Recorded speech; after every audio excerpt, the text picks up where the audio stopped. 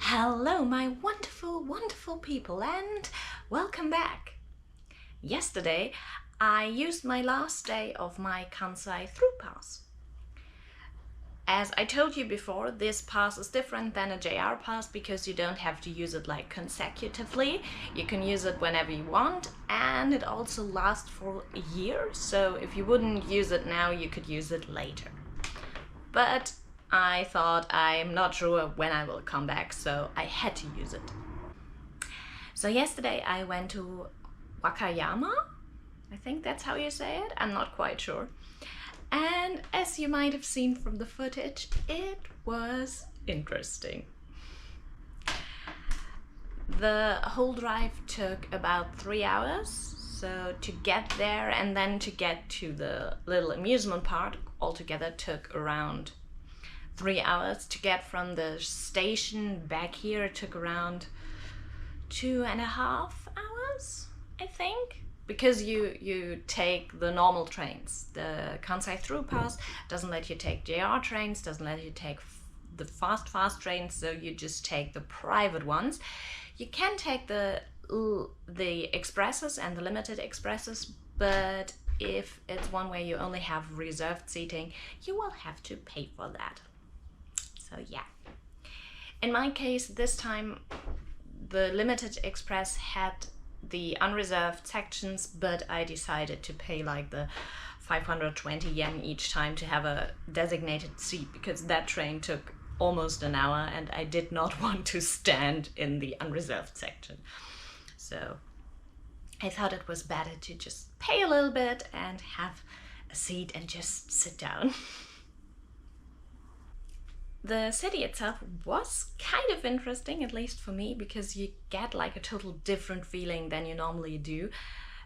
It didn't feel touristy, it more felt like a city where, as a person from Japan, you might go to because you want to, for example, visit the little amusement park I went to, which was quite, that was funny. You're suddenly in this fake Europe and all this music that seems to be that's like normally played in cheap Italian restaurants is like in the background. It was a lot of fun, and you don't have to pay anything, so if you don't want to do the rides, you can just walk through it without paying any admission fees. So that was good. Also, it's right at the ocean, so you have like the ocean smell, and then there's the big part where there's like a market, and you can get a lot of fish and things to barbecue, which I think they will barbecue for you fresh. So yeah, that was cool. Afterwards I walked to the teeny tiny aquarium. I did film, but only like a little teeny tiny bit, so I didn't include the footage in the vlog itself. It would have like broken it up quite badly, I thought, so here's a little bit of the footage.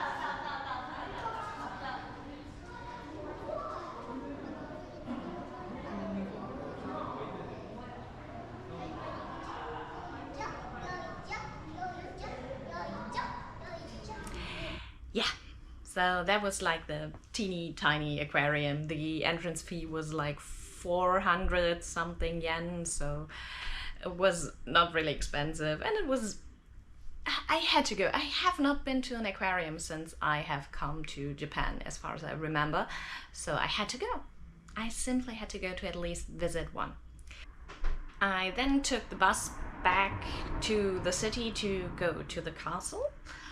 This time I even went inside the castle because, other than in Osaka, this time there was no big line, there were not a lot of people, and it also was a little bit cheaper than the one in Osaka, so I decided, hey, let's go inside. And I have very bad fear of height, but I knew that filming from the top, which you could go to, would be perfect. So I did that for you, for myself, but you don't want to see my face while I did that, because I was like, I pressed myself against like the castle wall. But yeah. And yeah, then I had to get back because, as I said, going there took quite some time. So yeah, that was my time in Wakayama. Something different,